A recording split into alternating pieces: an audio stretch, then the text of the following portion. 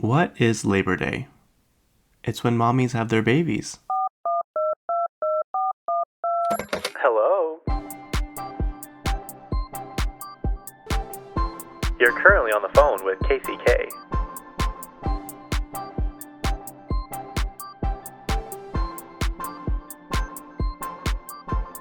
Yep, that's me.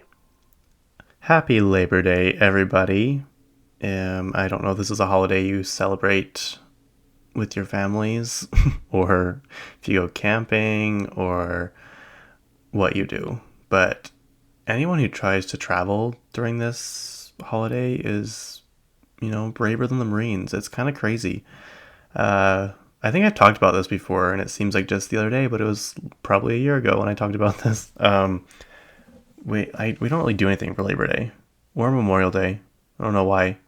I mean, my family's camping right now, but I pretty much grew up camping, and so I have no desire to camp ever again.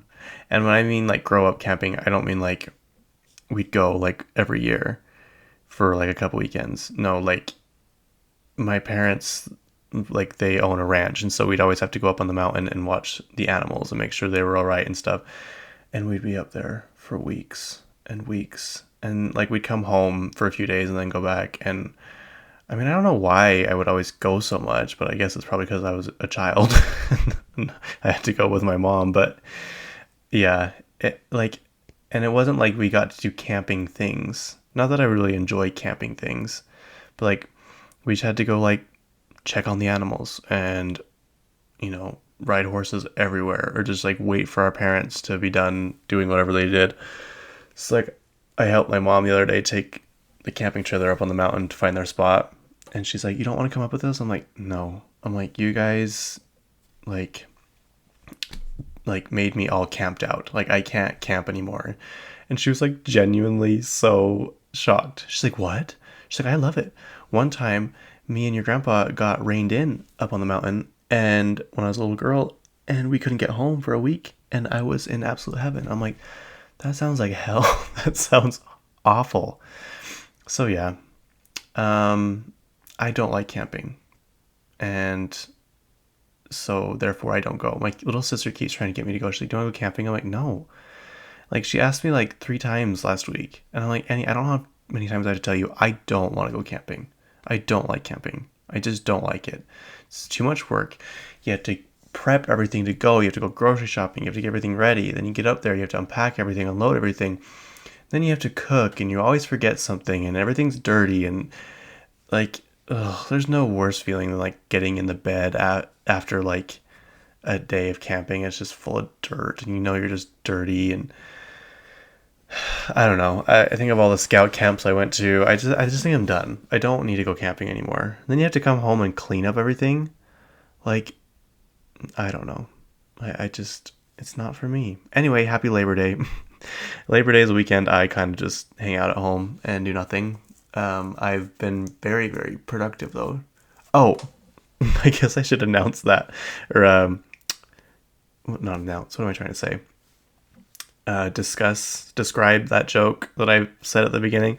When I was like, I don't know, 10, 9 or 10, my friends and I were eating Laffy Taffies, and I have jokes on them. My friend's like, "Listen to this joke." And he said it. That was the joke. What is Labor Day? When mommies have their babies. That was the joke. I'm like, what a wild joke to put on a Laffy Taffy. It's not even that funny. I mean, it's funny to me now because of how, like, the scenario it was in, but it's like, okay. So if anyone's in labor, happy Labor Day to you.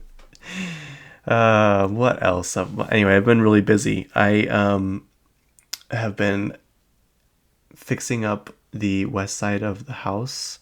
First, like that's like the side of the house. It's like always hot. Nothing will ever grow on that side of the house. And like in the afternoon, especially in the summer, it is so hot. And like we used to have lawn that went across the whole thing, but it would never just grow right. And so there's just this one little patch by the driveway we kept, and the rest was a driveway. And then 2 years ago, I tore it all up and left it. And I'm finally getting around to it. I'm trying to finish my projects. I'm trying not to get overwhelmed. Like, while doing this little project, it's turned out to be more work than I anticipated, which is everything I do. Like, as I get going, I'm like, oh, I could do this. Oh, I could do this. I'm like, oh, I could hurry and do this. So it turned into like railroad ties, just doing a barrier, like what am I trying to say? An outline. Is that what I'm trying to say? Of where the lawn's going to go. And I'm like, but I don't want it to be like a slope. I want the lawn to be all one level. And so I'm like, well, I could add 2 railroad ties on top of each other the whole way. And I was like, or I could add 3 and make it completely even with the other kind of retaining wall thing we have. And then I was like, oh, but then I'll have to find something to hold the railroad ties up or else they'll just fall down. And I'm like, well, I could just put 4 more railroad ties going vertical into the ground holding up. I'm like, that's great. So then I start digging with the excavator, and I have to dig a lot farther than I thought. And pretty much I end up with this giant trench in the driveway. And then I'm trying to fill in the dirt on the other side to kind of hold the wall up, but I didn't put enough dirt on the other side where the posts are holding it up. So as I'm driving the excavator, the wall collapses into the pit, into the trench. So I had to basically start all over. And yeah, so that was basically my day yesterday. But it's fun. I like getting into those modes where you like have this project and you can just see the vision, but it's just taking longer and longer and longer. Now I'm like trying to rake out the dirt, but there's so many rocks. Anyway, I don't know why I'm telling you all this, but just know that I have been very productive this weekend. And here we are. So wherever you are in the world, I hope you're not working. I used to work in retail, and so I'd have to work these holidays, and I don't anymore. It's done. Those days are done. I was thinking about that the other day. I'm like, what a great feeling. Well, holidays in retail aren't even the same anymore. They weren't really even the same when I started working in retail. And like I never worked like in the selling part. I always worked in like kind of like the behind the scenes job. So I never had to deal with customers or sell anything or anything like that. So my job wasn't that hard. I just had to be there all the time on holidays, which was so annoying. So, but yeah, like there's no like huge crowds anymore. The sales aren't even that good. Like Black Friday is nothing like it used to be because they start basically the end of October now. But yeah, now I'm home doing my podcast. I got the Kardashians on in the background. It's the Keeping Up with the Kardashians because I don't know my cousin's. Well, I do know my cousin's login on Hulu, but does anybody else's Hulu do this? It logs you out like every month or so. And you have to log back in. I'm wondering if that's like a way to get people to not use other people's accounts, you know? But it's really annoying. So stop doing that, Hulu. I do, however, have my other cousins log in for Peacock, and so that's why I'm watching Keeping Up with the Kardashians. I love this show. I know like people aren't really into them right now, and they're so boring, and I'm like, yeah, I get that, but it's because they have too much control now. Like the old show was produced by a different company, and they just had like so much say in the show. Now this new one, they're like all producers on it, executive producers, and you can tell they just do and put what they want in there. And there's like, you can tell some of the scenarios they do are like set up and staged. Like, we want just real you. Like, I loved the behind the scenes stuff. Like, I loved seeing them get ready for like the most random events. I loved seeing them like clean their houses. I loved seeing like when Scott or Rob got into like that chainsaw art. Like, I don't know, just stuff like that. Like, I want to see them lounging. It's cool to see them going to all these fashion shows and doing all this stuff, but like people are not into that. It's kind of like this era where rich people flaunting their wealth, people don't like. I don't mind it. It doesn't bother me, but I understand what people are saying. They're just not as interesting as they used to be. It's too edited, and yeah, I think that should be something that they should change because I think they kind of listened. Was it the third season? that was like just really not good. And this next season that came out, they kind of stepped it up a little bit. What season are they on? 5? It wasn't the last season, the season before, whatever season we're on. And I don't know. I just kind of hope they listen to people now too, because I don't want the show to end ever, like literally ever. I just I love it. I love having it on the background. I love falling asleep to it. I love having lazy days to it. I just love it. There's so many memories tied to like the show for me. Like, I don't know. Like one that comes to mind when I was packing to go to Ireland. This is the show I watched to pack to. So like it brings up all these memories. Or like when I was in high school and I used to clean, I had the entire basement as like my room. And so I'd spend like a whole day just cleaning the downstairs, and this show would be on from the second I started to the second I ended. Even if I had music on, it was always on. I don't know. It's just my comfort show, and I love it so much. Even though there's some scenes and people in here I don't like, it calms me. It really, really does. I don't know if I've ever told this story. I had heard Kim's name before, and then of course attached to it back then was Famous for Being Famous, which I don't know why everyone had such a problem about. Like, who cares? Like, I don't understand why everyone had such a big deal about that. But I came home. We had this little tiny TV kind of in our kitchen on the counter, and our love seat was right next to it. And I turned it on. I can't remember why I was switching what I was watching on TV. Like I was like transitioning from Disney Channel and Nickelodeon to more like MTV kind of stuff. I mean, I watched MTV when I was a kid too, but you know what I mean. And I found E, and this show was on. I'm like, huh. So I started watching it, and I watched it for like 6 hours. And I did that every single day after school for like months and months. One other time before that, and I really didn't know who they were. My cousin was watching the show, and it was the episode where they break into Chloe's boyfriend's voicemail and find out he's cheating on her. And I'm like, what is this show? And my cousin's like all laughing, and she's like, I can't even remember what she said, but she's like, they're trying to get into her boyfriend's phone to see what he's up to. And yeah, the rest is history. I love it. I love it. I want Kris Jenner energy so bad.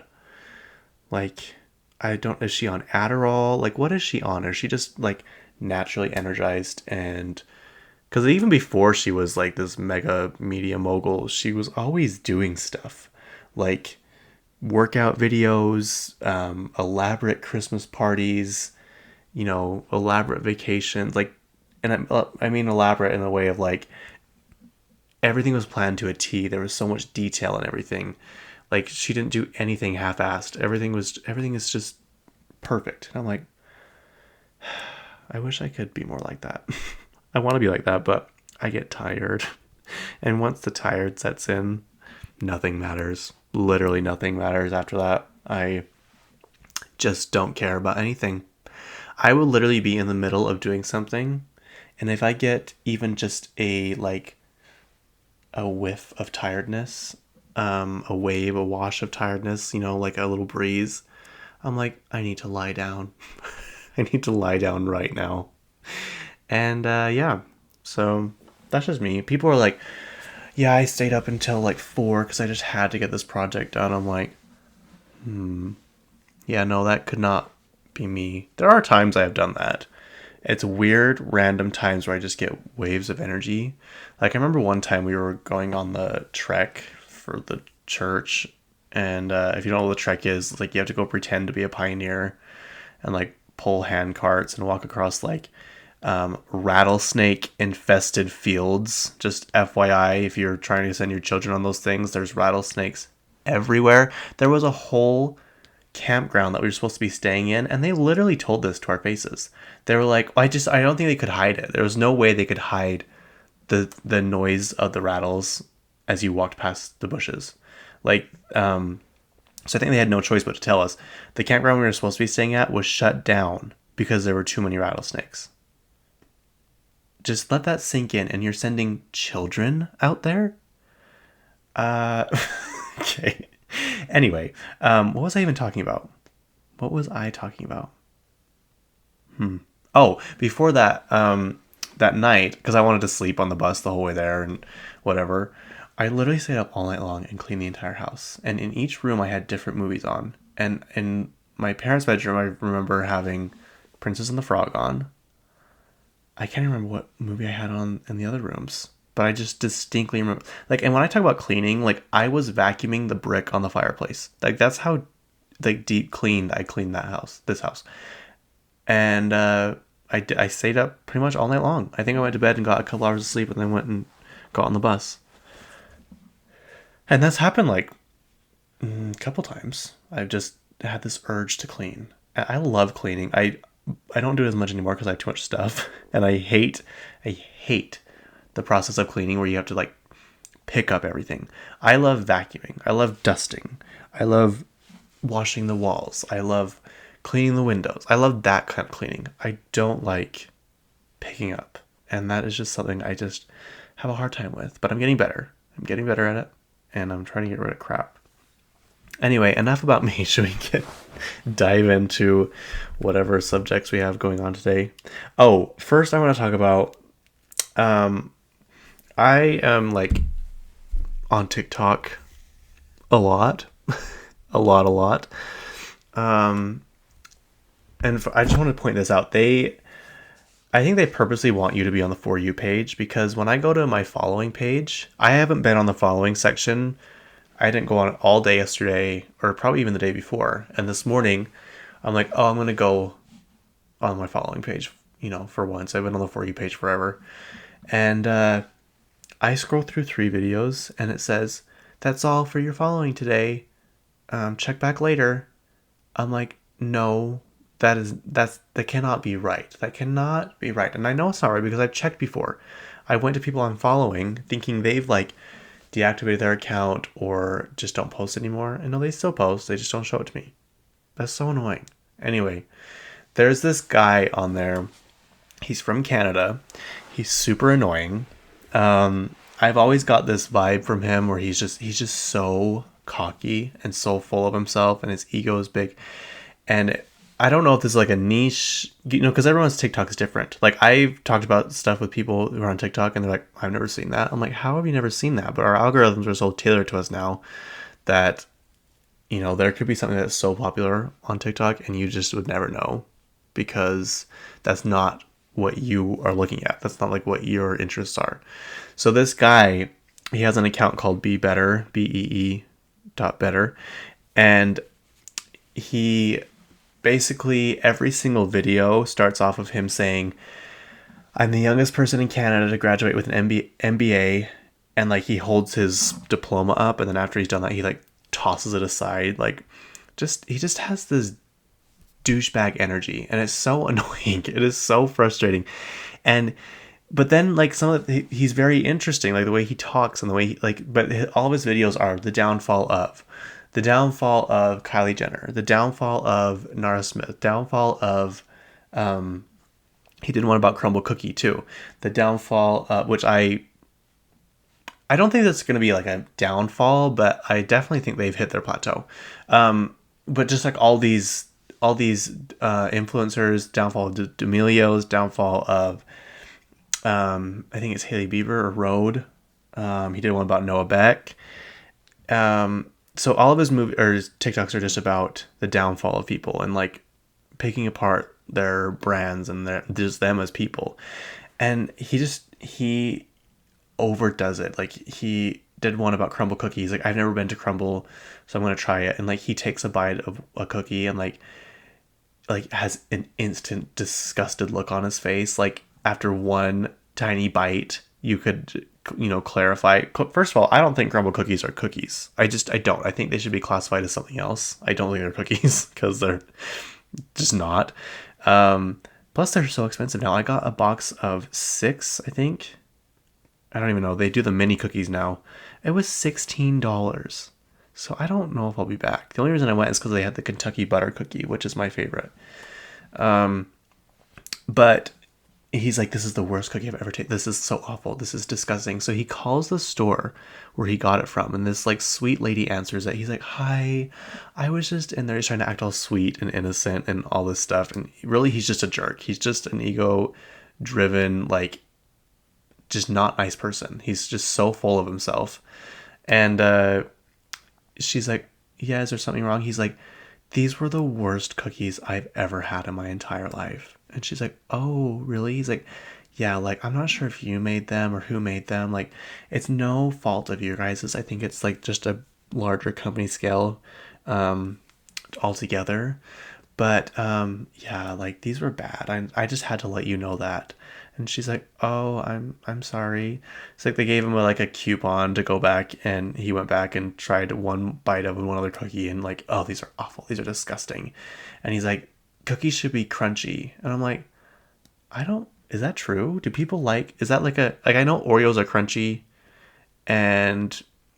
but like I don't love cookies that much. So, but when I do eat cookies, I want a soft cookie. I don't want a crunchy cookie, you know? Like, I want like a pumpkin cookie or those pink sugar cookies, or, you know what I mean? I don't want a crunchy cookie. But anyway, that's what he decided. He's like, cookies should be crunchy. I'm like, I don't think that's necessarily true. That might just be a preference of your own. Anyway, he did a downfall. He almost had 1 million followers. He had 980,000. He did a downfall of Kamala Harris, and just how sorry, did I say his degree was in marketing? Sorry. Back up. His degree is in marketing. So he's like trying to give all this advice and explain why people's companies are gonna go bankrupt or whatever, because he knows all about marketing, and he's the youngest person in Canada to graduate with a marketing MBA degree or whatever. So he does a downfall of Kamala Harris, and I didn't think much of it. Like, he did say some things, but it's like I've seen enough of his videos that I know he's just inherently rude, and he is getting torn to shreds. He has lost like 150,000 followers. He goes on to explain like kind of like taking down rich people almost, like and he did a video or something about someone flying in a private jet and like condemning them for that. Anyway, I'll get into this in a minute. And he so he's getting like torn to shreds. People are just going at him left and right. He eventually takes down the video. He puts up an apology video, still getting torn to shreds, still just getting eviscerated by all these people on TikTok. And people are coming out of the woodwork saying, I knew this was going to happen. I have hated this guy the second I saw him. He is so arrogant. He's so rude. He's entitled. And then they're finding out all this stuff. Like, he tries to sell this honey. Like, basically everything he condemns or whatever other people about, he does the same thing. You just don't realize that when you're watching his videos. He's doing the exact same thing all these other marketers are doing, but he's making it seem like they're the villain and not mentioning that he's doing it himself. And so like he has this honey that he's been selling, and he like touts it as like this small family business. Like, one jar of honey is $80, and he's like his family's from Greece, and he says he went to this monastery and got permission from these ancient are they monks or gurus or whatever? I don't even know what they would be called. And he got their permission to harvest their herbs and spices to put in his honey.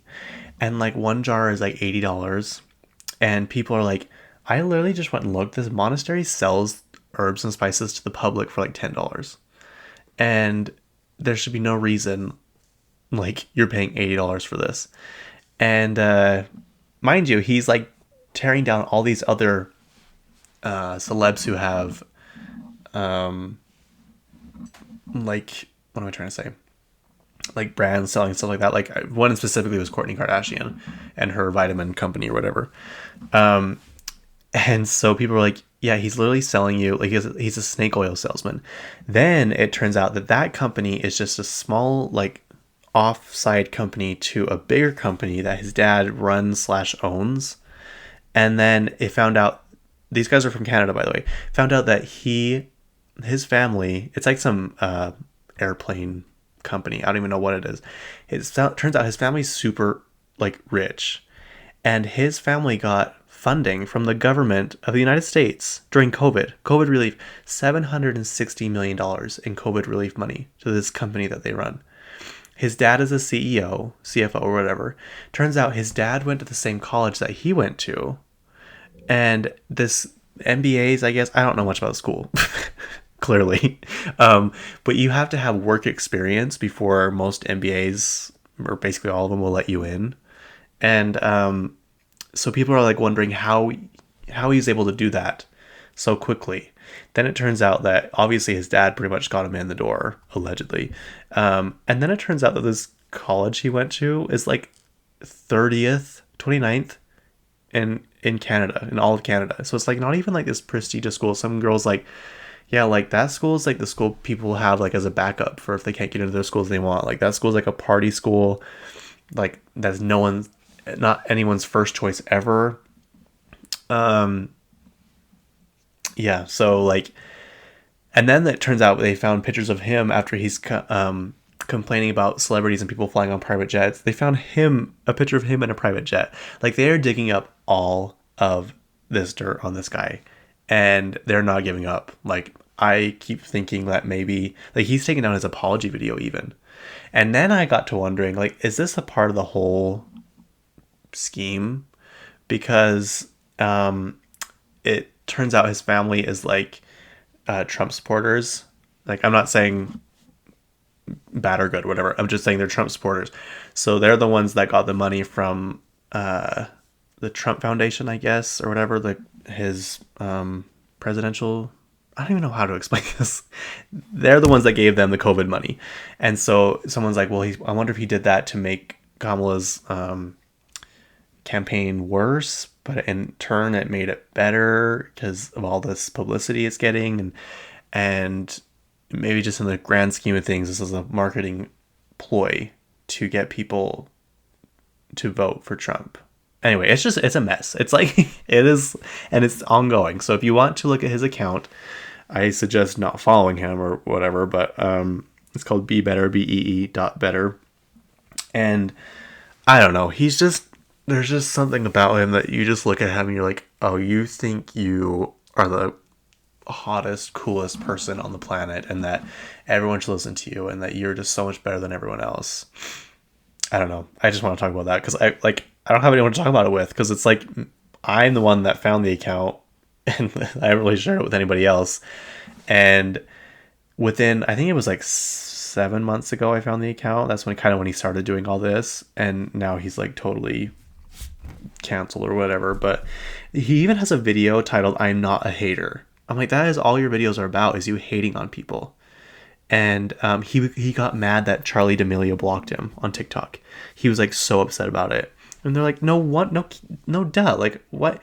She didn't like comment back. She didn't start drama. Someone's like, she didn't sick all of her millions of followers on you. She literally just blocked you because you're like harassing her.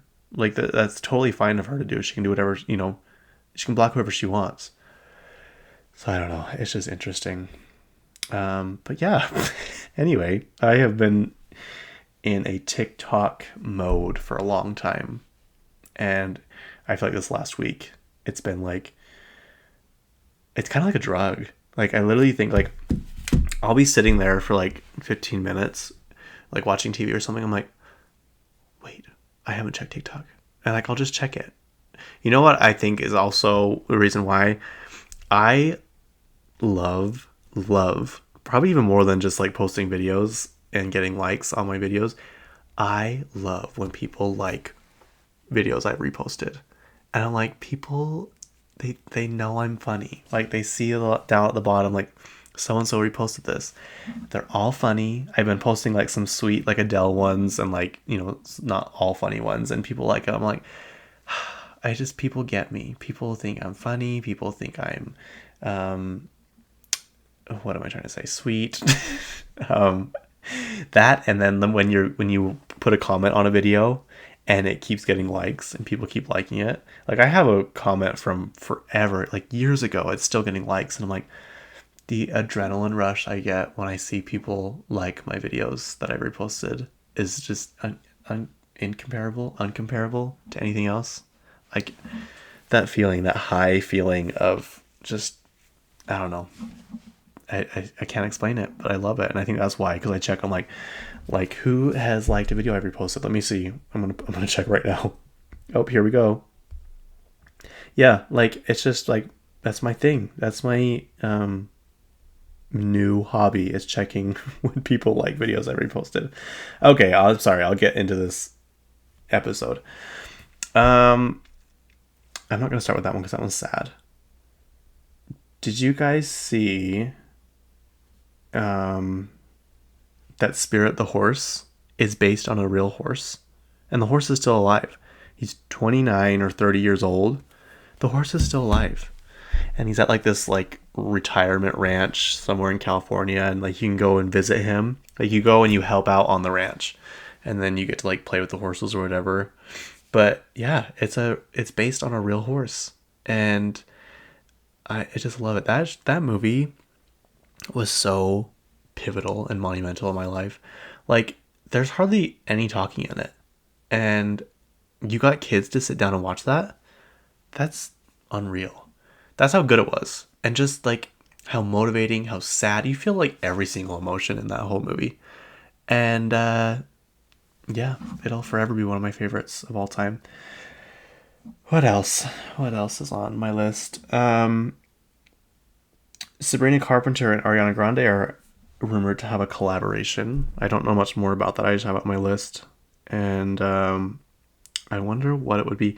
What's funny is Ariana Grande 2-3 months ago, she put on her Instagram, she's like, I am putting everything on hold until after Wicked comes out. Like my main priority right now is Wicked. Since then, she's like launched fragrances. I think she launched more makeup.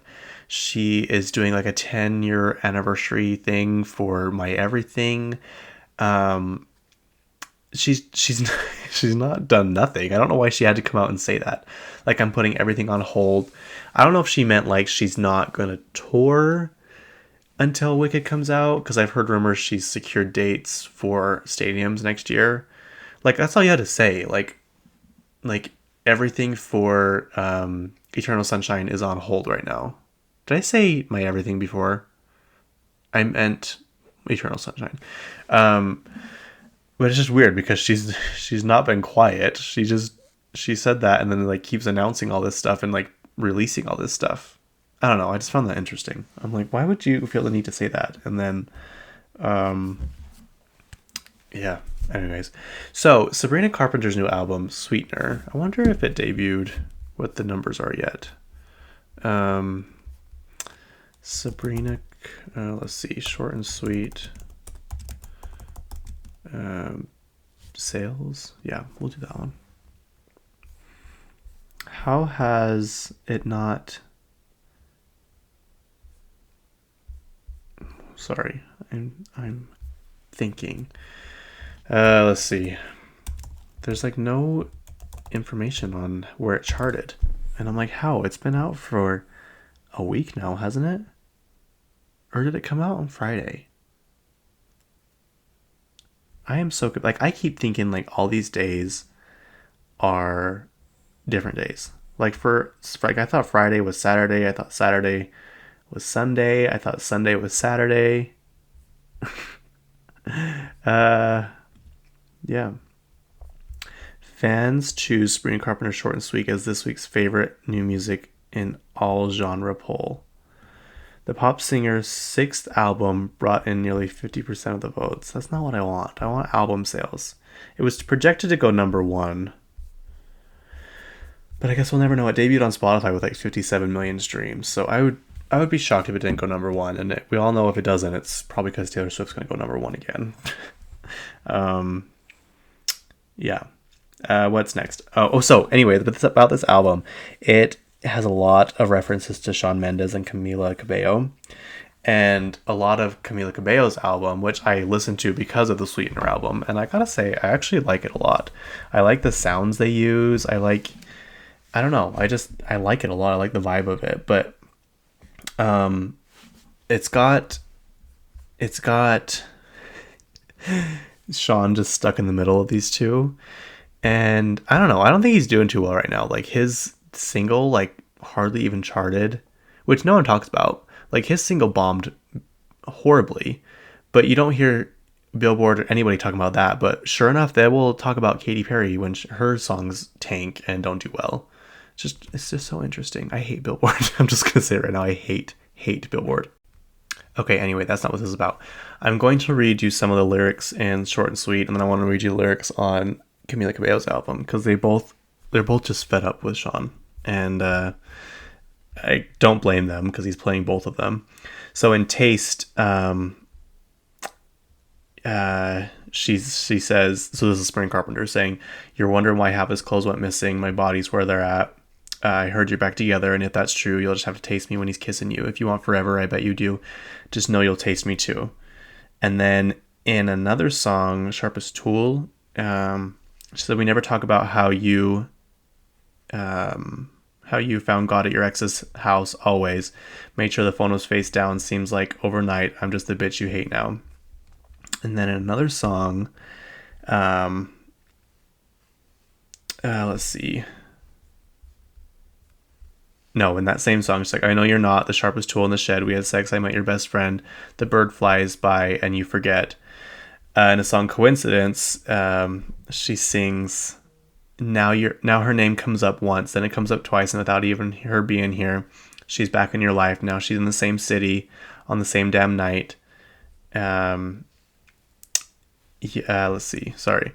"What a surprise. Your phone just died. Your car drove itself from LA to her thighs. Palm Springs looks nice, but who's by her side? Damn, she looks like kind of like the girl you outgrew," which she's referencing. Shawn and Camila kind of had a rekindling at Coachella, so that's where the Palm Springs comes in. I still can't believe I'm going to Palm Springs or Coachella. Like, yeah, I'm actually kind of scared. I'm actually not sure how this is going to play out, but I want to show Camila Cabello has a song about Shawn Mendes and Sabrina Carpenter. So I want to read you what her lyrics are saying. Like these two, Camila Cabello has an extended deluxe edition coming out. I think it's September. Well, it is September right now. Can you guys believe it's September? I cannot believe that. Yeah, this Friday, the 6th. It's a deluxe album, I think, called Magic City. Or maybe that's just the song name. I don't know. Anyway, Camila Cabello seemingly responds to Sabrina Carpenter's diss track about her and Shawn Mendes' on and off romance. Do you guys remember that video of them kissing? They weren't even kissing. They were like licking each other's faces. That was so weird. Okay, taking to Instagram where she regularly engages with her 65 million followers, the 27-year-old pop star uploaded a teaser for an upcoming song called Godspeed. "I wish you well, but far away from me. Godspeed." That's not the one I'm talking about. That's not the one I'm talking about. Where is the one I'm talking about? Hang on, hold please. Let me find it and I will come right back. Okay, so then in Camila Cabello's song June Gloom, she sings June Gloom, Tool Fog. I don't know what that means. "I might as well say, meet me in Montauk, Cold Beach you walk. I feel my body scream when you talk. She's cool, I heard. Won't act surprised. I saw the pictures. We're a house fire for sure. Hope it'll burn out, but it just gets bigger. If she's so amazing, why are you on this side of town? If you like her so much, what are you here trying to find out?" So it's basically like she's saying, why do you keep coming back? Why, if she's so amazing, what are you here doing? Like, you keep coming back. But then it sounds like, from Sabrina's point, Camila keeps texting him. So it's just kind of like a game of who can get him. You know what I mean? So then people are thinking in the Taste music video that Sabrina Carpenter and Jenna Ortega, who's in it, Jenna Ortega is supposed to represent Camila Cabello, and the boyfriend that they murder, spoiler alert if you haven't seen the video, is supposed to be Shawn Mendes. So I don't know. I think they're both at this point sick of Shawn Mendes, and they're not necessarily mad at each other. They're just kind of explaining the situation. I don't know. It's a whole thing, but that is that. So, yeah. Another new album coming out is Halsey. Her concept album, she calls it, it's called The Great Impersonator. I think that's what she's calling it. Sorry, I need to find where I put this tab. Where is it? I hope I didn't get rid of it. Oh, here it is. My favorite website, Billboard. Halsey announces confessional concept album, The Great Impersonator. The video that she posted basically goes through different decades. Like I think it's the early 2010s. I know for sure it's the 2000s, the 90s, 80s, 70s. I don't know if she goes to 60s. Let's see, when does it come out? Shots of modern day Halsey cut to clips of her modeling retro outfits and hairstyles that become more and more dated. What if I debuted in the early 2000s? The 90s, the 80s, the 70s. The 3-time Grammy nominee continues. Am I still Halsey every time? In every timeline? Do I get sick? Do I become a mom? The teaser features snippets of previously released single Lucky, which I like that song, which interpolates Britney Spears' hit of the same name as well. Unreleased songs as well as unreleased songs inspired by different aesthetics and sounds of the decades listed in the voiceover. I will say, she has another song. What is it called? Hang on. She has another song that she put out also, and it sounds like it sounds like, what is that genre called? I don't even know what to call it. Kind of like what are those bands called? Anyway, it sounds very early 2000s. And I actually thought, I'm like, what song is this? And why did I add to this playlist? I can't remember what playlist it was. And I'm like, oh, it's some old song that I've recently found again and like, or whatever. But no, it is that a single? Lonely is the Muse is what it's called, but it sounds so early 2000s. I'm like, wow, you did actually a really good job about that. Let's see.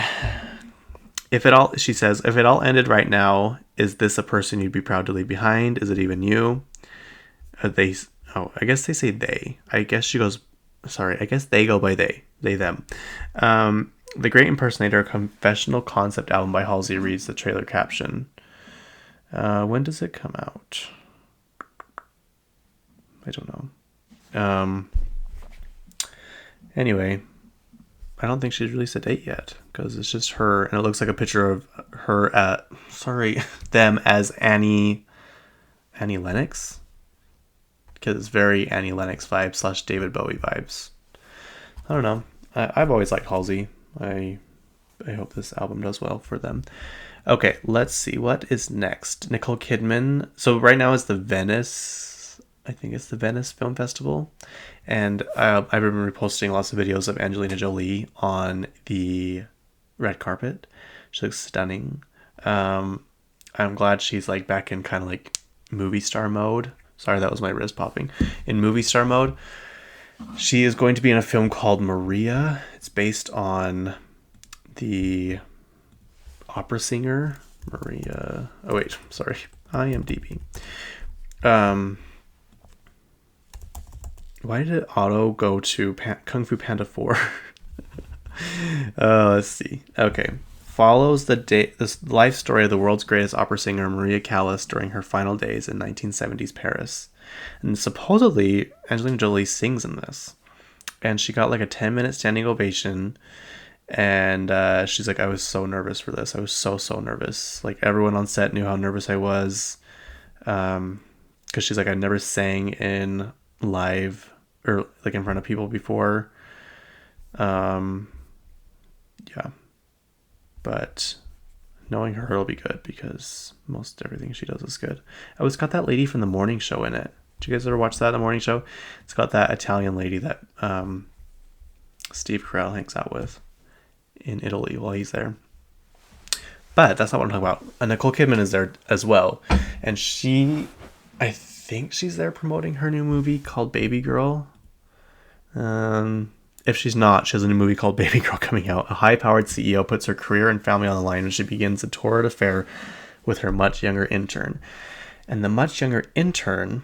Oh, Antonio Banderas is in it. I wonder if he's the husband. The much younger intern is Harris Dickinson. And if you're wondering who Harris Dickinson is, I will tell you. He was in that movie recently with Zac Efron, the one where they look really ugly. They're like the wrestlers or whatever. He was also the prince in the second Maleficent. He was in Where the Crawdads Sing. He was her mean boyfriend. Sorry if you've never seen it. I kind of maybe just ruined it a little for you guys. What else was he in? He's been in quite a few. The Iron Claw, that's the one he's in with Zac Efron. Where the Crawdads Sing, The King's Man, not The King's Men, The King's Man. Maleficent, Mistress of Evil, which I like him, but I'm so mad that they didn't cast the original prince that was in it, Brenton Thwaites. I love him. He was in was it the fifth? Yeah, it was the fifth Pirates of the Caribbean. He was Will and Elizabeth's son. Yeah. So I think he's one of those people, like, if you saw him, you'd be like, oh yeah, I know him. But yeah, so I don't know when that comes out. It doesn't say a thing about when it comes out or anything like that. I wish they would tell you if it's coming out in theaters or if it's coming out on streaming. One cool thing about imdb.com or the app, most of the time it'll tell you where it's streaming. So that's really helpful. Amazon owns that, by the way, just in case you were wondering. I know you were all just dying to know that information. It comes out this year sometime, got a 6.2 rating. It's number 56 in popularity right now. So there you go. Peaky Blinders, the movie. I've never watched the show because I don't know if I saw. I don't think I saw, because I don't think I'd be able to sleep. But someone told me that there's a scene where, sorry, I'm stretching, where they cut off this guy's eyelids, and I'm like, yep, that is not the movie for me, or TV show or whatever. But Barry Keoghan has just been cast in it. In the new movie, there's like literally no information besides I'm so excited. I might have to watch it because she's in it, but Rebecca Ferguson is in it, and we all know how much I love her. Cillian Murphy, obviously.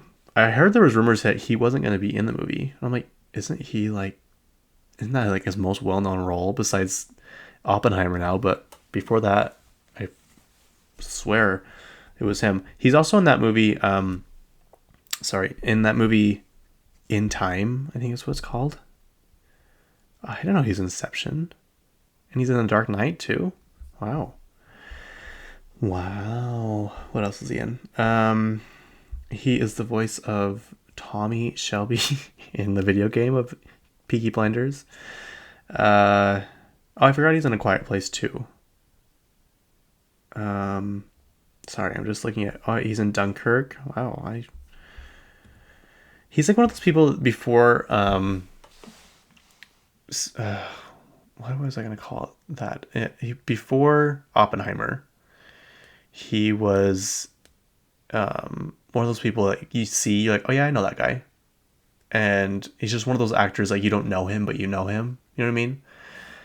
Kind of like the guy in The Conjuring, or he's what's his name? Jason Momoa's brother in Aquaman. And someone actually tweeted that once. They're like, this man, like, everybody knows him, but nobody knows him. You know what I mean? And he commented, he's like, yeah, I totally get what you mean. Yeah, In Time. It is the movie where currency is time, not money. And you only have so much of it, and when you run out, you die. So just a fun thing. Look at this. In a future where people stop aging at 25, my dream, my literal dream. Oh, but engineer to live only one more year, having the means to buy your way out of the situation in a shot at immortal youth. Oh my gosh. Oh, I may not have money now, but if this was the case, I would have so much money. I'd have so much time. I'd be young forever. Forever young, as Nicki Minaj would say. Will Salas is accused of murder and on the run from hostage. Unfortunately, Justin Timberlake is the main character. And we all know that he's not doing so hot right now. And for good reason. But Amanda Seyfried is in it. So is Olivia Wilde. Johnny Galecki's in it. I didn't even know that was his name, but he's the guy in what's it called? Big Bang Theory. What is his name in Big Bang Theory? Leonard. I don't know he was in it, but that was before I think that show was even a thing. Who else is in this movie? No one. Oh, Matt Bomer's in it. Alex Pettifer. He's that guy that was in Magic Mike, but turns out he's like a giant asshole and no one wants to work with him. And so he doesn't really do much anymore. He has one upcoming, Under the Stars, post-production. The Ministry of Ungentlemanly Warfare. Oh, I heard that movie was actually really good. I need to add it to my list of movies. I have a whole list in my phone of movies and TV shows to watch. Because I always am like, oh, I want to watch that. Oh, I want to watch that. Oh, I want to watch that. And then when I sit down to watch something, I'm like, what? I can't, like, I forget everything. I'm like, what was I going to watch? So I have this little list. It's pretty long now. And I'm just going to put Ungentlemanly Warfare. How do you spell ungentlemanly? Oh, I did it right. Warfare. And then I put next to it, I put either one of those little, like, the action things where they clap the thing on the wood. Why can't I figure out what it's called? You know what I'm talking about. Like Take 32. And then that means movie. And then a little TV next to it means it's a TV show. And I have a lot of stuff on here. Like, it turned out to be movies. It started to be movies I hadn't seen before. And then it kind of turned into movies that I hadn't seen before that had books that I wanted to read. So, like, I've never seen The Notebook. I know. Water for Elephants, Walk the Line, Fight Club. Then it just turned into movies I wanted to watch. And then, like, Pride and Prejudice. I'm sorry, I'm not reading that book. I can't. I'm not going to do it. But I want to watch the movie. Cruel Intentions, Family Stone, The Women, Kill Bill series, The Goldfinch, Burn After Reading. Some of these, like, I see and I'm like, oh, I want to watch that, so I added to the list. So it's kind of just like a chaotic list at this point. Burn After Reading, 500 Days of Summer, the James Bond franchise, Clarkson Farm, it's a TV show, Veep, TV show, Elton John movie. I don't know what it's called. I forgot what it was called. I think I have it. The Xenon trilogy. August, Osage County, Mystic Pizza, Bottoms, The Wedding Singer, Burlesque, Time Bandits, Romeo and Michelle's High School Reunion, Dead Poet Society, The Rocky Movies, Will and Grace, Bridget Jones' Diary franchise, whatever that is, When Harry Met Sally, Sleepless in Seattle, Princess Bride, Sister of the Traveling Pants, What a Girl Wants, Cats.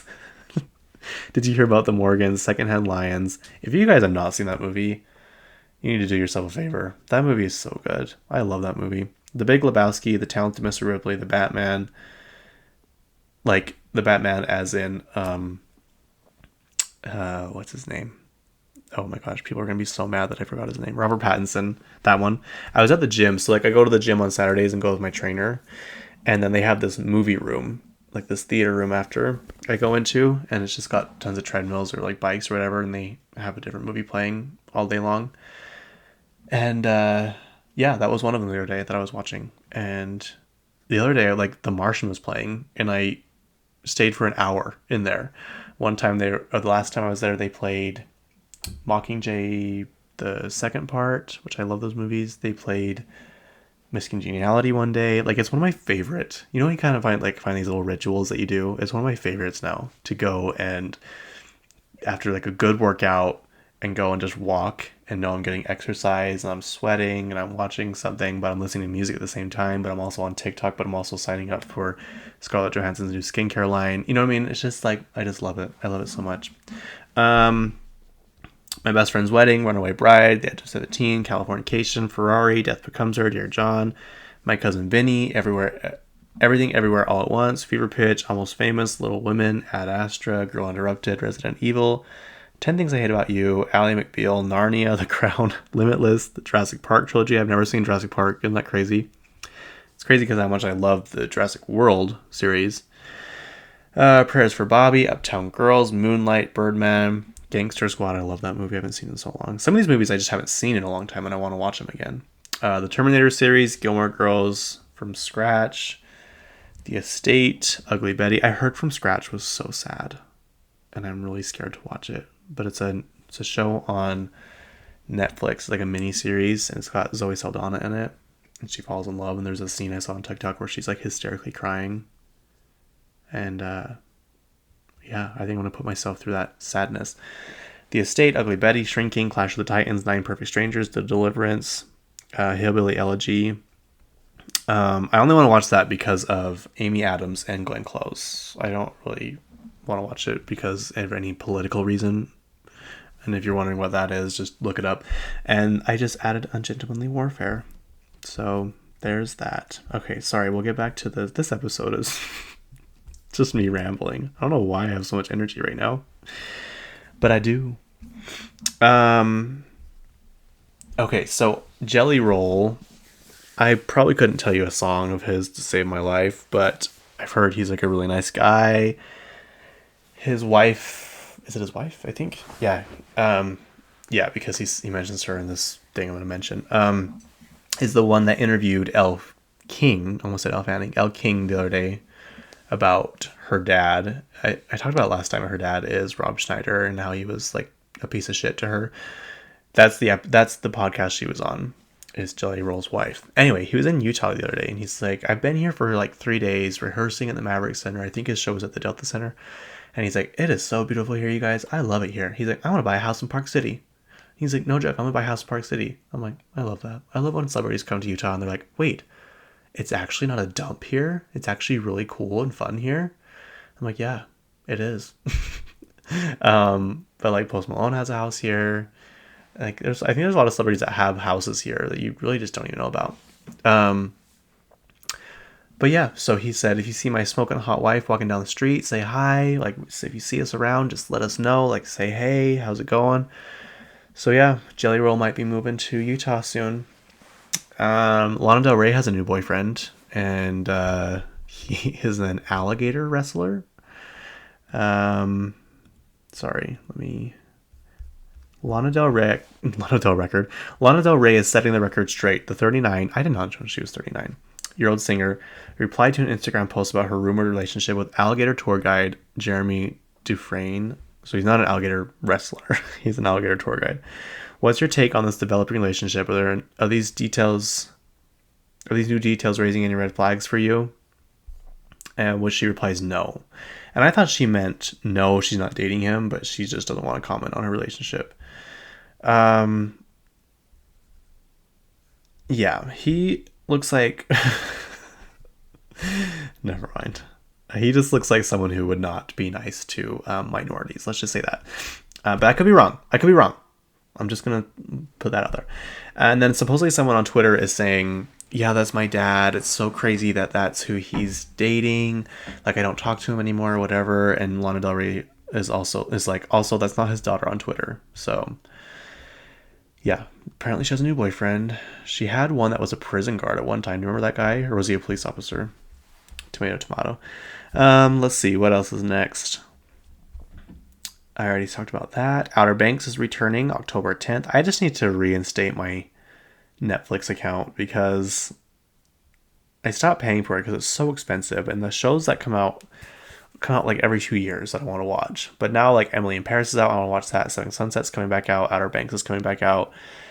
And there are some shows like that one I was telling you about From Scratch is on there. So I'm like, I just need to bite the bullet and buy it because I don't know. I don't want to like go upstairs and ask my cousin for her log in and then have to come back down and log in. You know what I mean? It's just too much work. So I want my own. Curated. And plus I never even finished the David Beckham documentary. I started that in October, you guys. That's how long ago it's been. And I canceled my subscription because it was like $15 or $16 a month. And like that's what HBO Max is. Like they're just getting out of control, you guys. But you know what? I want to watch TV.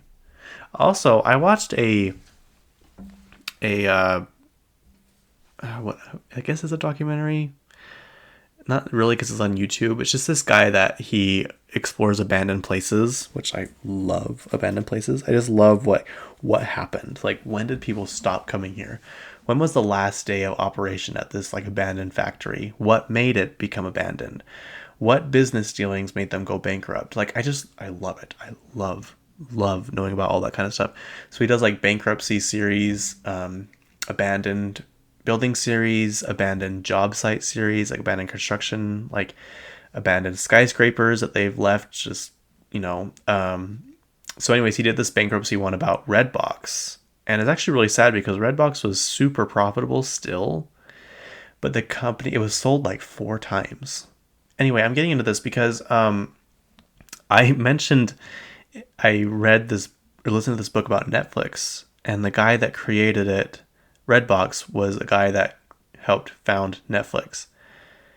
But I Googled and I cannot find any information on that. And then in this documentary thing, I'm like, well, surely they'll bring him up. No, they didn't. So now I'm wondering, I'm like, did I just imagine that? Or did it actually happen? Or was he really not that big of a part of it, but he was? I'm going to go back and listen to that part of the book, you guys, because I am so confused. Anyway, Redbox is bankrupt. We've already talked about that, but yeah, it's one of those things that's like, did I make that up? I'm like, no, I remember hearing it because I don't know. Anyway, I don't know why it bugs me so much, but it does. So I watched Beetlejuice the other day, yesterday or Friday, whatever day. Anyway, and I keep telling people, I'm like, yeah, I just watched some of it the other day. And it's been 2 years. So I'm like, well, maybe I should actually watch it now. Because I remember seeing clips of it when I was younger. Because my siblings are like 14 years older than me, my older ones. So I remember seeing clips and snippets of these movies from like the 90s or early 2000s. But like, I don't know if they were dreams or whatever. So then when I see them again when I'm older, I'm like, oh, I didn't dream that. Like, that was an actual scene I saw. And I remember Beetlejuice being one of those. And I always thought it was going to be like super scary. So I never wanted to watch it again. But with a new movie coming out this Friday, I wanted to watch it.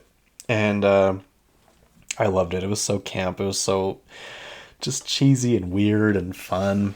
But there was a scene in there where there's like this tent that's popping up. And it looks like at the top of it is Jack Skellington. I'm like, huh. It's kind of like when Disney and Pixar put other characters in the background scenes of their movies. So I Googled, as I do, and let me find it. Hang on. Sorry. Where is it? No, not that one. What was I looking up right here? Oh. Sorry, guys. I don't know why this is taking me so long.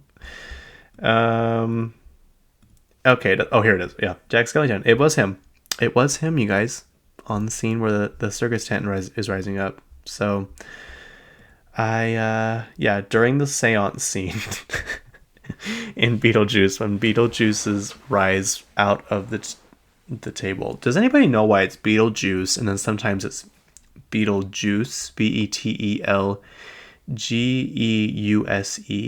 Like, why is it named that sometimes? I'm gonna Google it. We're here, we might as well.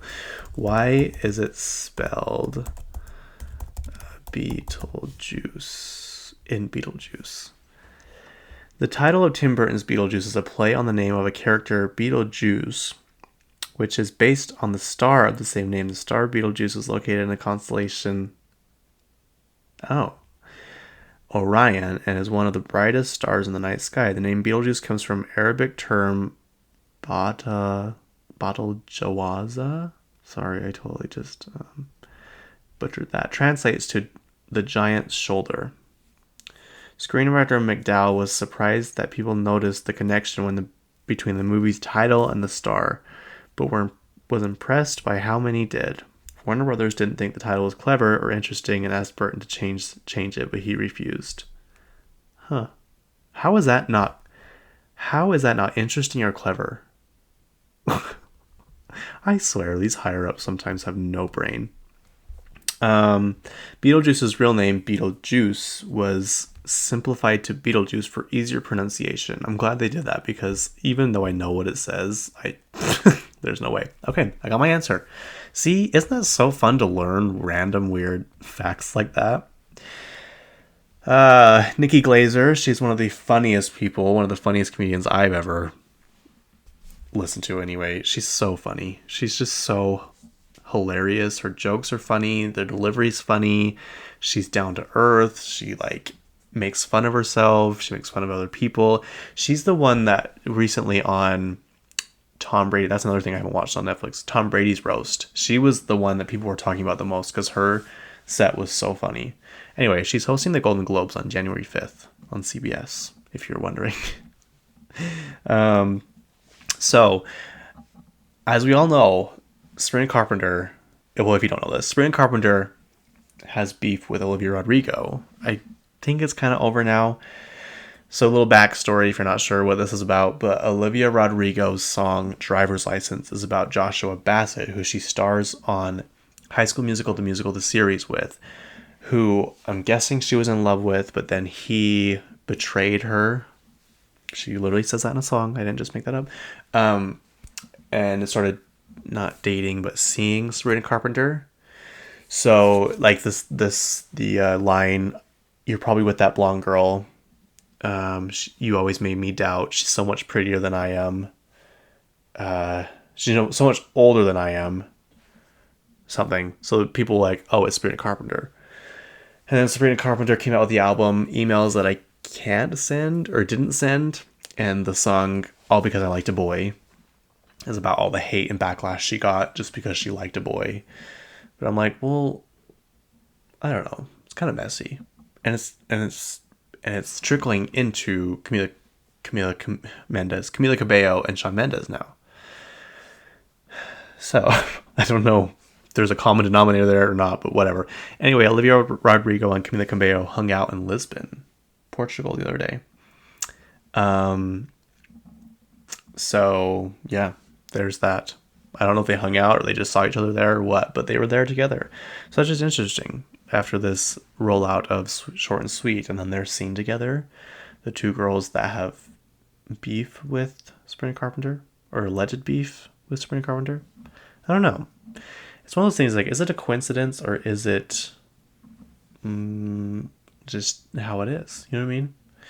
I don't know. I'm not of the mind of some of these people that you see on TikTok. They're like, everything every celebrity do is PR based. It's all publicity. Like they all put it out themselves. They all put out these articles themselves. I'm like, I don't think that's true most of the time.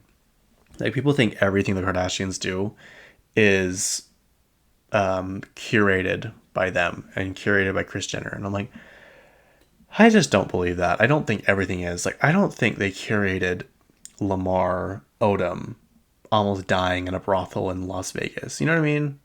Like, I think that a lot of things just happen to them because they're very interesting people and live very interesting lives. And they just kind of run with it. I'm not saying that there's nothing they do is PR based. I'm sure they, obviously they have things that they put out themselves. But I don't know. I've just been seeing a lot of people on TikTok lately saying everything every celebrity does is curated. I'm like, I don't think that's true. Anyway, a little tangent to go off of. What time are we at right here?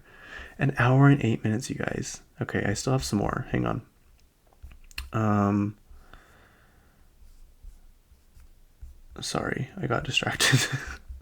That happens often.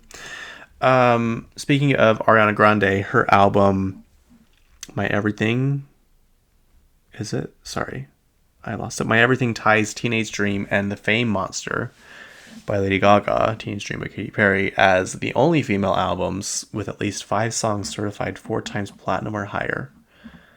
So that's crazy. Platinum, we all know, is 1 million copies. So 5 times platinum is 5 million copies. And 10 times platinum is diamond. So diamond is something that's not easily reachable for a lot, most people. And Katy Perry is the reigning champ of that. I heard someone the other day, I think I already talked about this. They were doing a podcast and they're like, yeah, and the flop of Prism, which is Katy Perry's third album. I'm like, the flop of Prism? I'm like, it has 2 diamond singles on it. How is that a flop?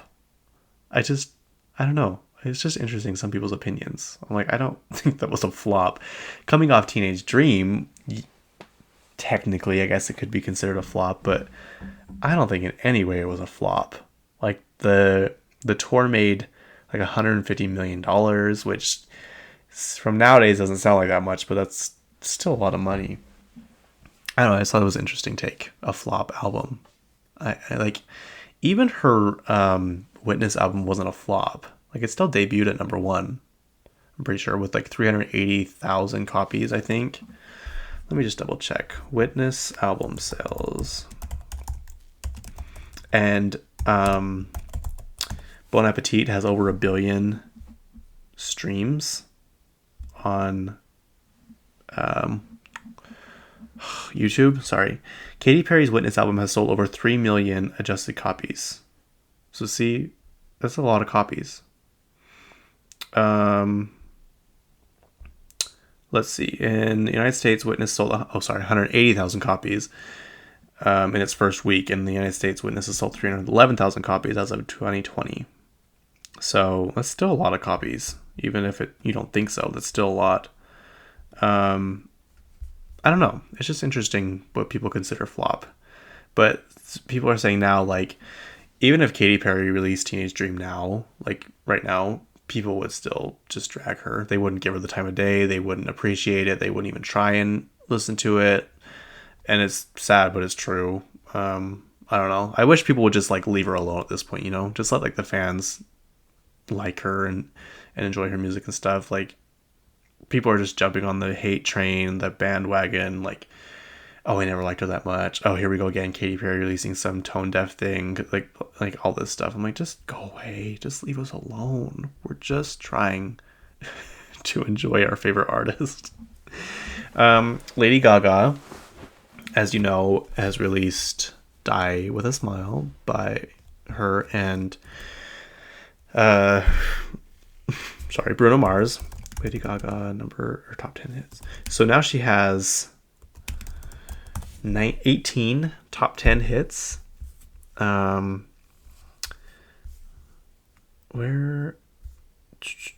I don't want #1s. I want top 10 hits. Gosh dang it! I just had it the other day.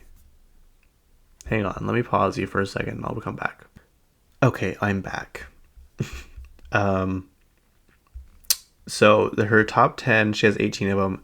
Bad Romance, which didn't peak at #1, which makes me so angry. Oh, it's one of the best songs of all time. Bad Romance, Applause, Paparazzi, Just Dance, You and I, Telephone, Stupid Love, Shallow, Poker Face, Born This Way, Love Game, Rain on Me, Marry the Night, Monster, Do What You Want, Alejandro, Judas, The Edge of Glory, and Scene. And Bruno Mars has 19 top 10 hits. I think it debuted, this song Die With a Smile debuted at #2, I want to say, or #3. Now let's look at Bruno Mars's top 10 hits. Grenade, The Lazy Song. Do you remember that song? 24 Karat Magic, Marry You. I don't know. Does that song bug anybody else? Like, it's like not very like lovey. Like, hey, I want to do something dumb. I am going to marry you. Like, wow, thanks. Is that a dumb idea to marry me? I don't know. I just don't like this song. I get where they're going with, but I just don't think it's very good. Marry You, Talk to the Moon, Runaway Baby, Count on Me, Young, Wild, and Free. Oh, I like that song. Locked Out of Heaven, Treasure, That's What I Like, Nothing on You, Leave the Door Open, Gorilla, is that a song? Liquor Store Blues, Billionaire. I love that song. My cousin, I just don't remember, she's like, I listened to a song today and I thought of you instantly. And it was Billionaire. Thanks, Sadie. Just the Way You Are, When I Was Your Man, Uptown Funk, It Will Rain, Versace on the Floor.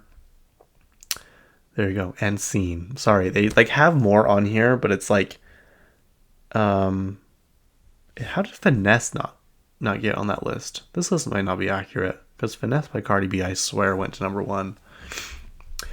But yeah, so they are still doing so well. Almost 2 2 decades into their career. It's crazy. They're keeping up with all these young and fresh people. Armie Hammer, if you're not aware of who he is that cannibal guy. He was in, his first movie was The Social Network. He was those twins that try and sue Mark Zuckerberg. That's the movie I need to add to my list. Sorry. Let me just hurry and do this before I forget, because I will. The Social Network. I saw it forever ago. I still remember me and my friend Kayla watched it after school one day. And I can't remember hardly anything about it. What a crazy... That movie came out really close after Facebook was like a thing. You think they would have waited till like now to make that movie, you know? Huh, interesting. Just a thought. Anyway, he is in that movie. He's also in The Lone Ranger. He's also in Call Me By Your Name, which is a very, very sad movie if you want to watch it. He's also in...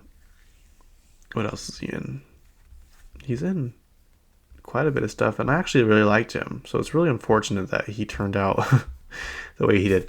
He insists that he is not a cannibal. He completely insists on that notion. But like his text messages got leaked, and oh, I forgot he was in Death on the Nile too. That movie's actually pretty good. Sorry. Call Me By Your Name, The Lone Ranger. Oh, The Man from U.N.C.L.E. I love that movie. The Social Network. What else was he in? Hotel Mumbai. I forgot about that one. That's the one. Hang on. Oh, it's got Dev Patel in it too. The true story of the Taj Hotel terrorist attack in Mumbai. Hotel staff risk their lives to keep everyone safe as people make unthinkable sacrifices to protect their families. I want to watch that too. Sorry, I'm not going to add that to my list just yet because I know you guys are sick of hearing me type. Sorry to Bother You. That was one of the weirdest movies I've ever seen. Like, it was a Sundance Film Festival movie, and I went with my friends, and I don't know what they were on, but that movie's on crack. He's in Cars 3, Jackson Storm. Like, he was just kind of like this, like, nice, like, nice man. I don't know why I said it like that, but people liked him. He's like this good actor. People liked him. He was nice. I didn't know he's in Desperate Housewives. I'm going to rewatch Desperate Housewives. He was in Flicka? Wow. That movie. That's old. I remember going to the theaters and seeing that with my grandma. What a good movie. Anyway, yeah, if you're wondering where I'm getting at, his text messages leaked of him sexting this girl saying he wants to eat her. And he literally said, I'm 100% a cannibal. So people like thought, maybe he's a cannibal. And he was on a podcast recently because he hasn't been anywhere like seen in public for a long time. And he hasn't been in any movies. He hasn't done anything for like 2 or 3 years. I think it's been now. Maybe even longer than that, 4. He did a podcast. He's like, I'm not a cannibal, blah, blah, blah. But he comes from a very, very, very wealthy family. His grandfather's name was Armie Hammer. And I know this is a fact for sure. I'm not going to just make this up. And if I have to go back and look, I'll find it because it's in a magazine I read with him. His grandpa's name is Armie Hammer. And he got so sick of people asking him if he owned Arm and Hammer, that company, that he bought the company. I'm like, wow, that's money right there. Should we see Armie Hammer's Hammer family? No. Family net worth. Should we see? Armie Hammer fans doubt. Sorry, this is what I was going to get into. He said he's selling his truck. He's in LA again. He must be trying to revive his career.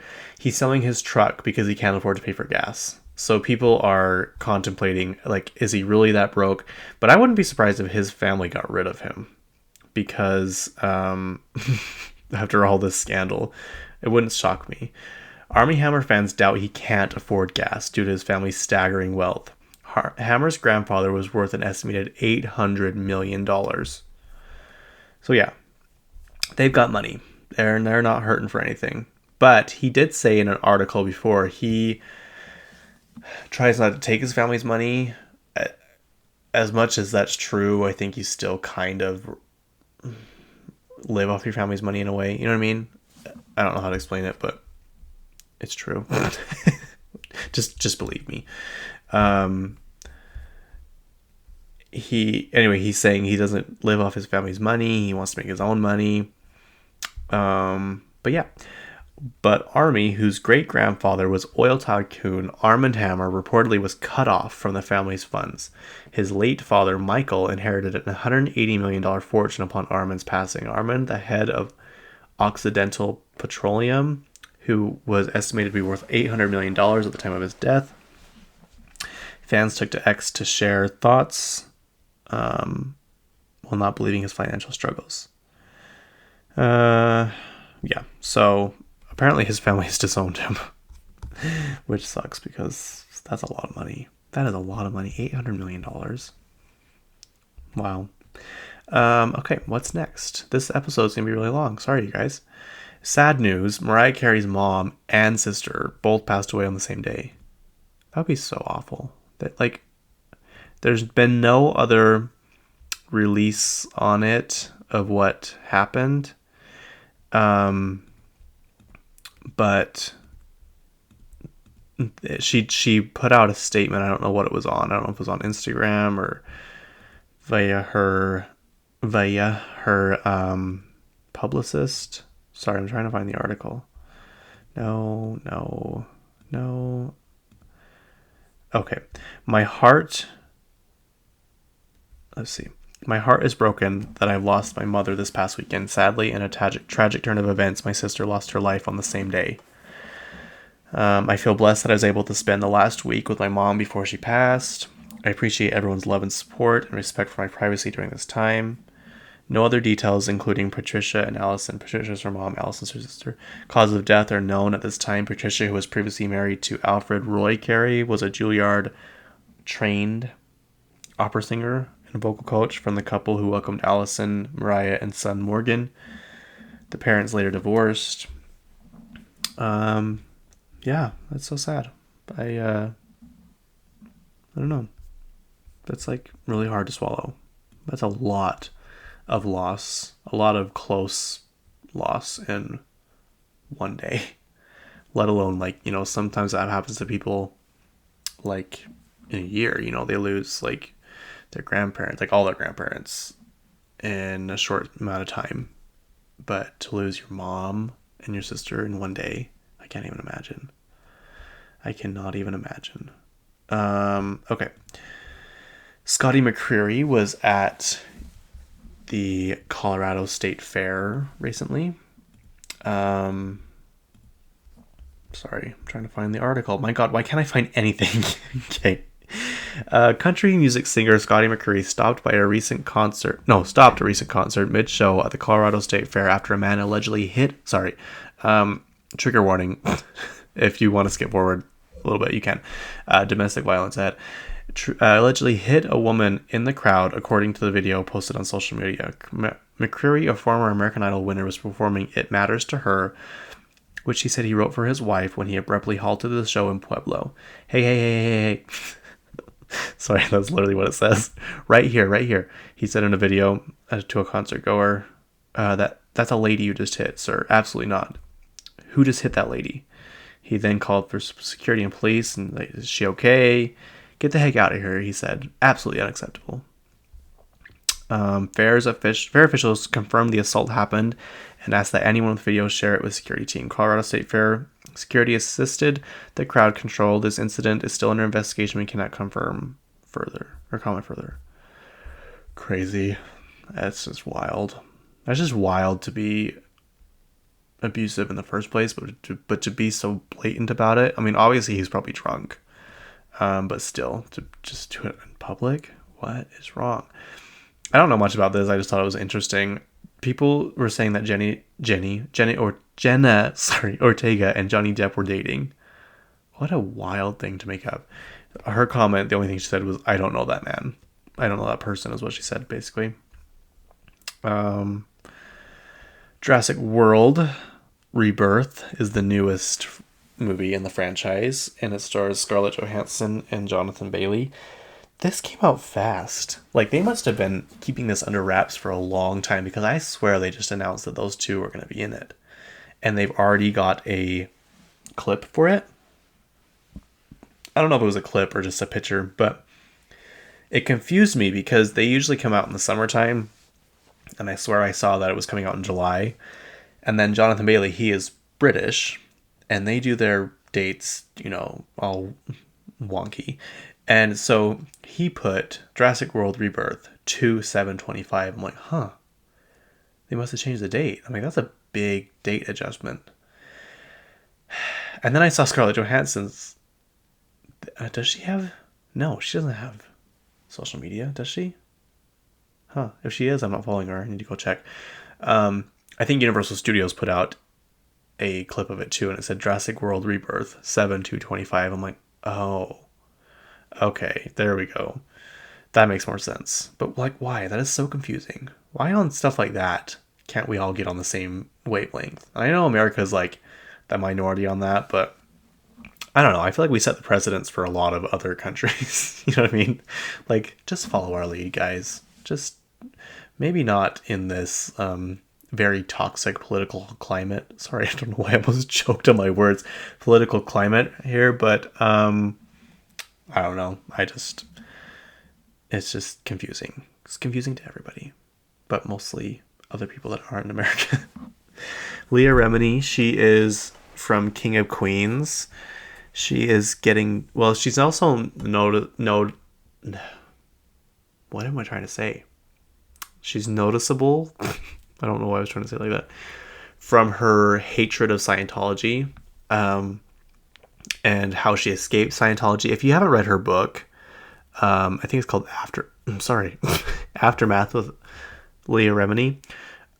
It is really good. It is fascinating. Like, so interesting. She goes into depth about what it was like to be in Scientology. And basically her mom and her just like joined it because her mom was divorced, a single mother. She was just trying to like have some kind of structure in her daughter's life. So then that's how they joined it. Like, there's literally a scene where this man, and they weren't even, like, they were part of Scientology, but they were part of, like, the Sea Org part, which is even crazier. I don't even know how to explain it. Like, they live at the ocean on a boat, I think. I want to go back and read that book. But she misbehaved or mouthed off to someone. So this strange man puts her in a boat, like this little paddle boat thing, obviously has a motor, takes her out in the middle of the ocean and throws her in the water. And drags her back in and said, "Are you going to cooperate now?" And she said something else snarky. So he just keeps throwing her back in the water until she cooperates. Like, that's how insane this. I don't even call it a religion. It's not even a religion. It's a cult.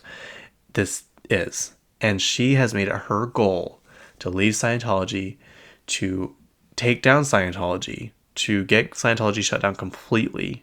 Like, that's like, she had that TV show on, was it A&E? I don't even know if that's a channel anymore. Where she interviewed ex-Scientology people, where she talked about it and talks about everything. You have to pay so much money to be in that thing. Anyway, she's getting divorced. Sorry, that was a long roundabout way of saying that. Which I was kind of shocked. It was one of those things where I was kind of like scrolling through and I just like liking without even acknowledging, and I'm like, wait a minute. I hate when people do that, so I'm not going to do that. And I scrolled back and I was like, it's probably something important, because it was like a long paragraph. And I was like, oh, she's probably saying how much she loves her husband. It's probably their anniversary or something. And she basically was saying that. She's like, I love him so much. We've been together for 27 years, blah, blah, blah. She's like, and we're announcing we are separating. I'm like, what? Huh, that is not how I thought that was going to go. But yeah, it's kind of sad. One Tree Hill fans out there, it is getting a reboot or a sequel. I don't even know what. One Tree Hill sequel series in development at Netflix. It's a variety. So basically Netflix will make one season of it and then cancel it. Because that's what they're good at.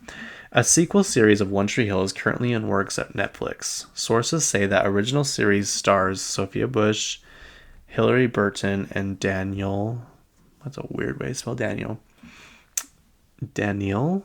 Is that Daniel? Sorry. Are executive producing the reboot.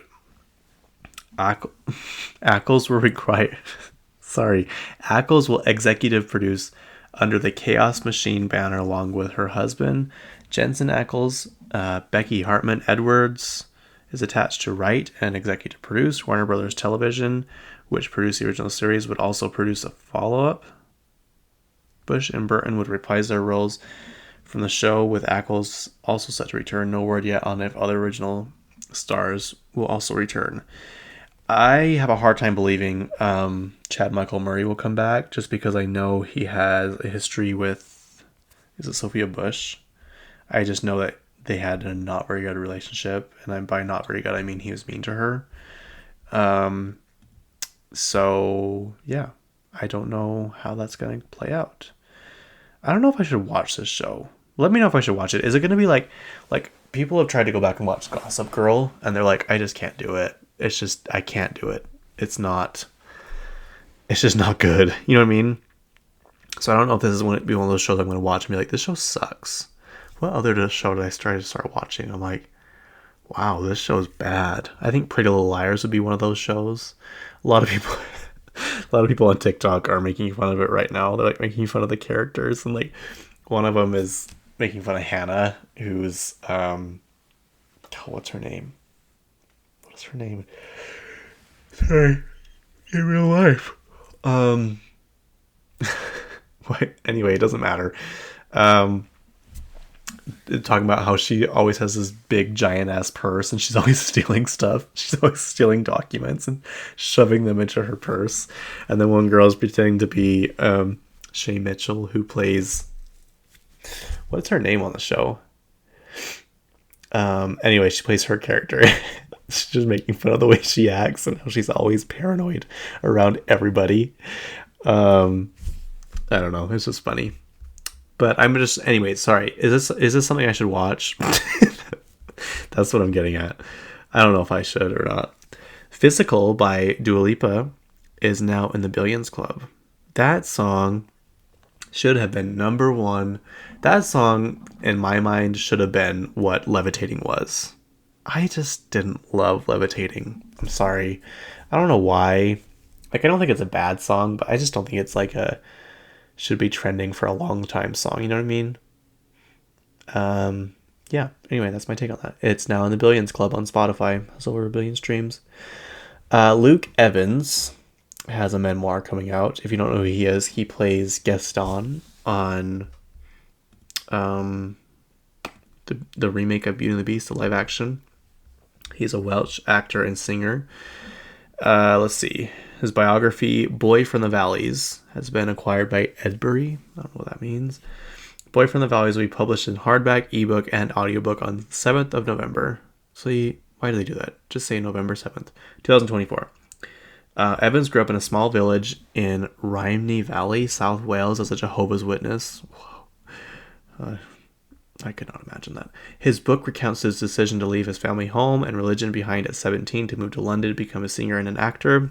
Evans said, I am humbled and excited to share this deeply personal story of my early life growing up in the valleys of Wales, grappling with the journey of self-discovery as an isolated young gay man with big dreams of becoming an actor and singer. I reflect on the experiences that have shaped me, who I am today, and celebrate the people along the way who have encouraged me.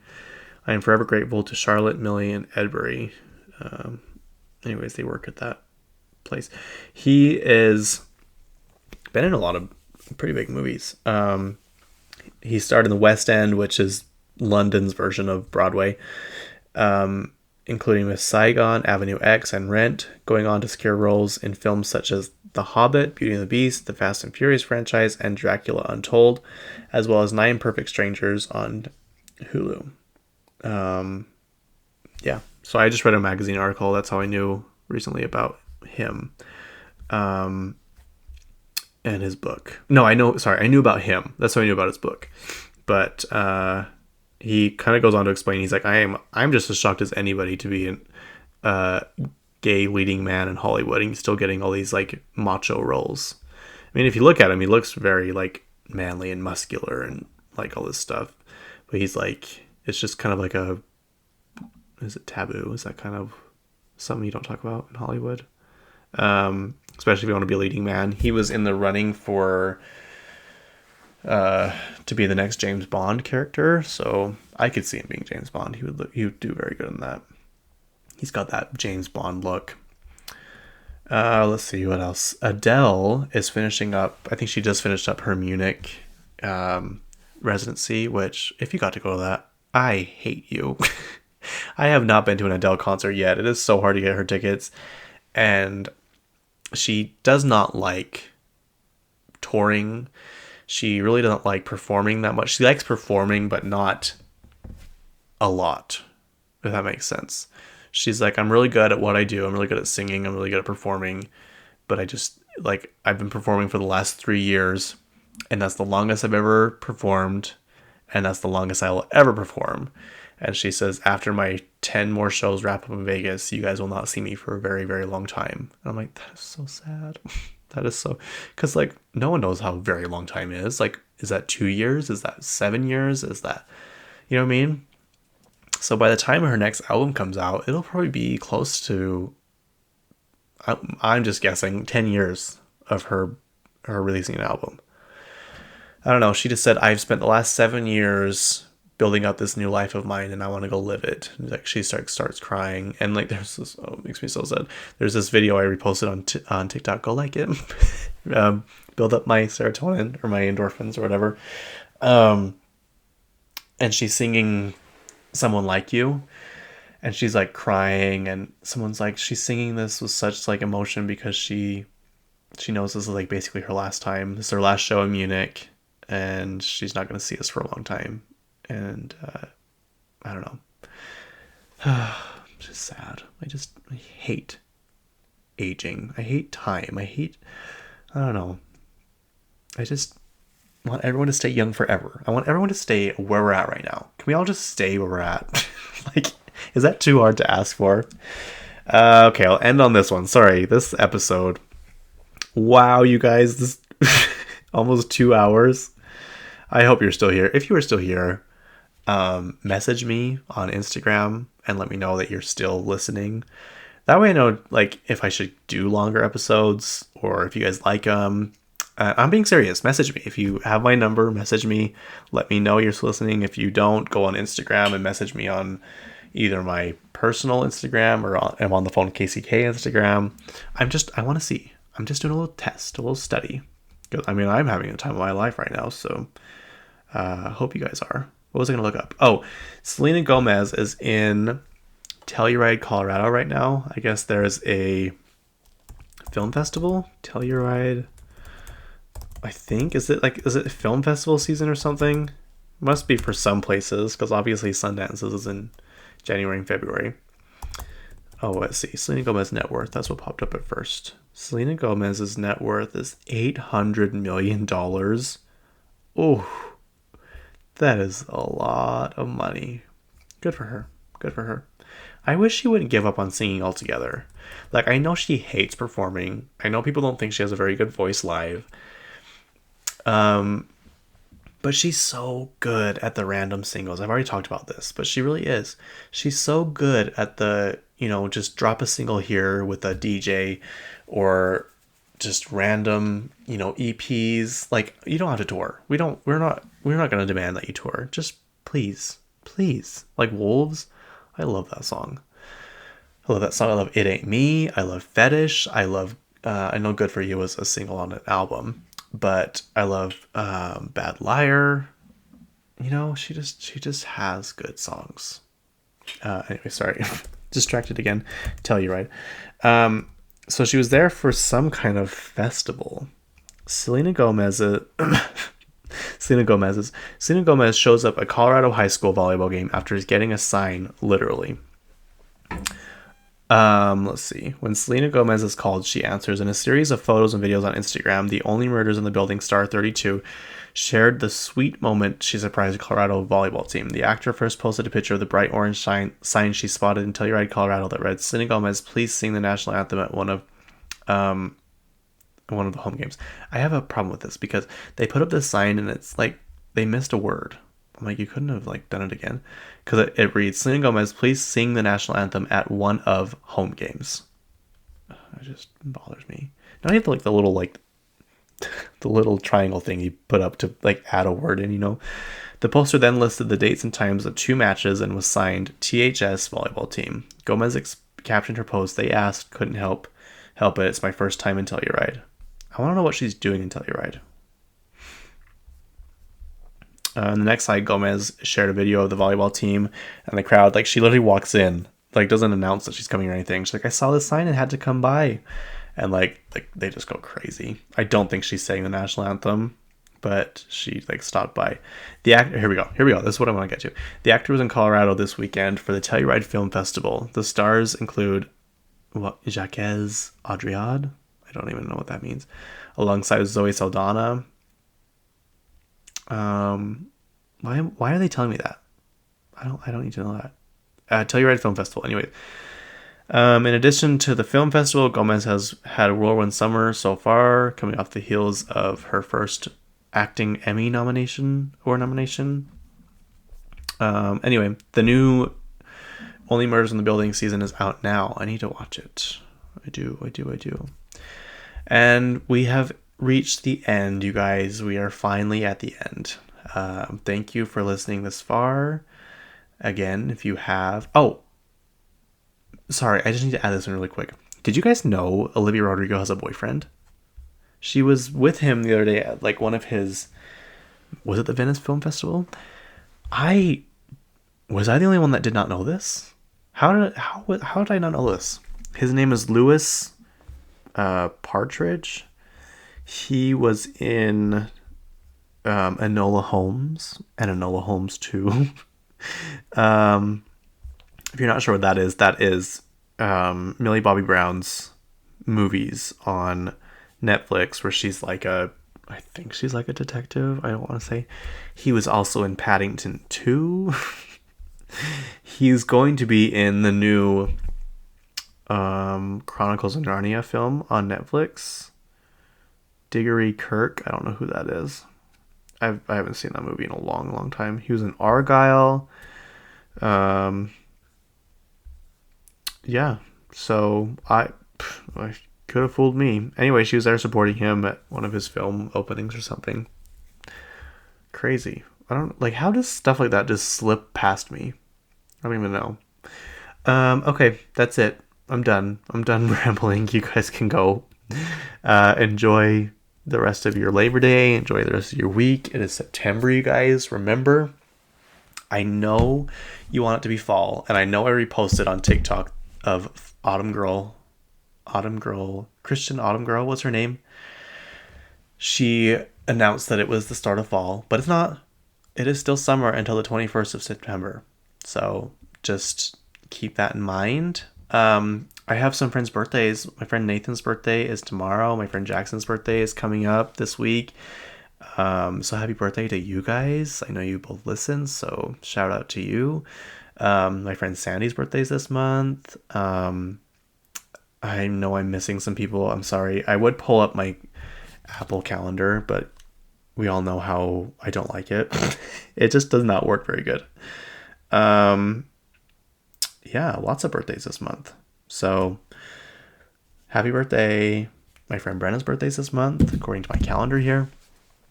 Anyway, happy Labor Day.